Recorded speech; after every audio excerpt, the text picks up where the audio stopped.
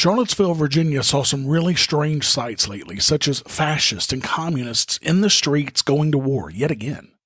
Strange times we live in, indeed.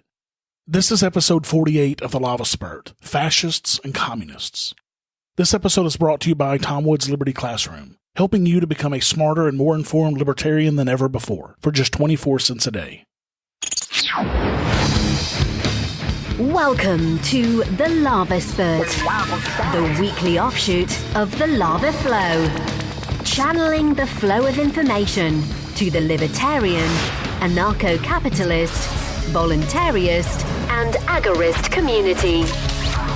Brought to you by my per-episode donors. Thank you. Here's your host, Roger Paxton.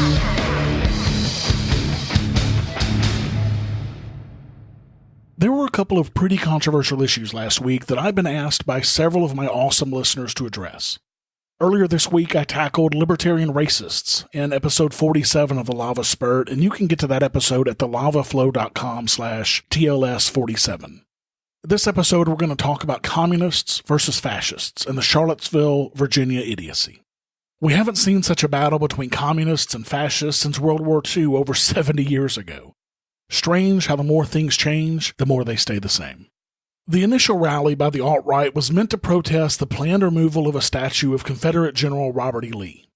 The city of Charlottesville voted to remove the statue earlier this year. The lineup of speakers included Richard Spencer, most famous for getting punched in the face, Augustus Invictus, most famous for drinking the blood of a goat, and Christopher Cantwell, most famous for, this riot in Charlottesville and his Vice documentary. The rally was billed as a Unite the Right rally, but there were almost no mainstream right-leaning people there. It was all the fringe.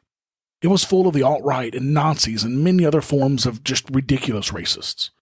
Of course, the racists were met by a large counter-protest comprised of Antifa, communists, and other fringe leftists.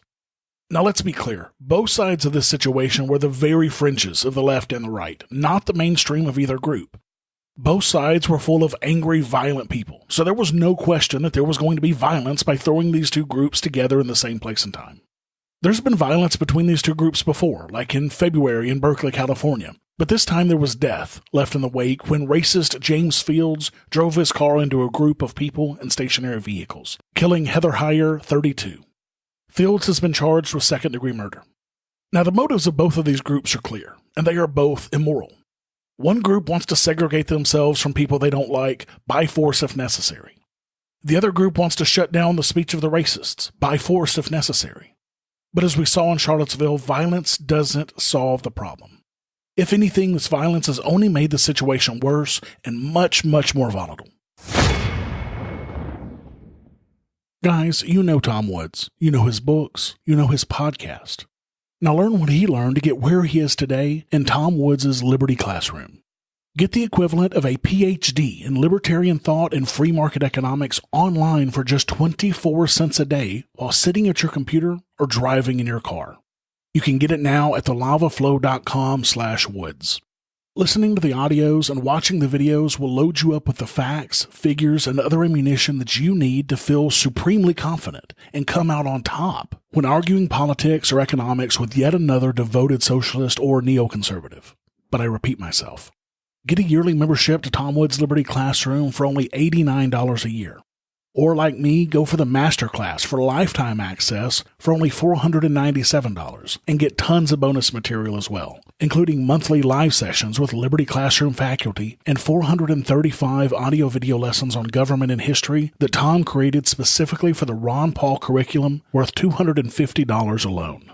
Make sure to sign up today at thelavaflow.com/woods to become a smarter and more informed libertarian than ever before. It seems like there's no way for these very divergent groups of people to live in peace with each other.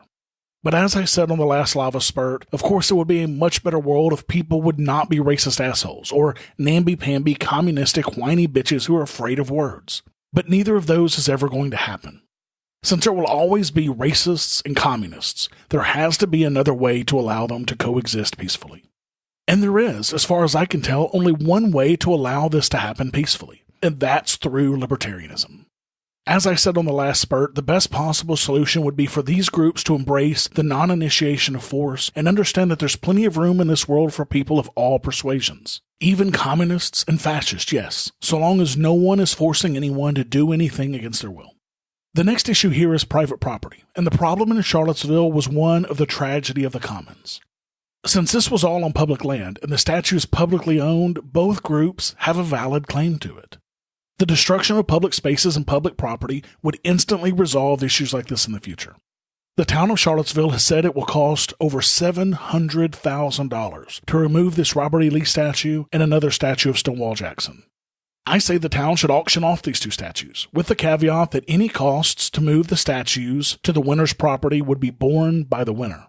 Not only would this save taxpayers nearly $750,000 in cost to remove the statues, it would also end this situation immediately.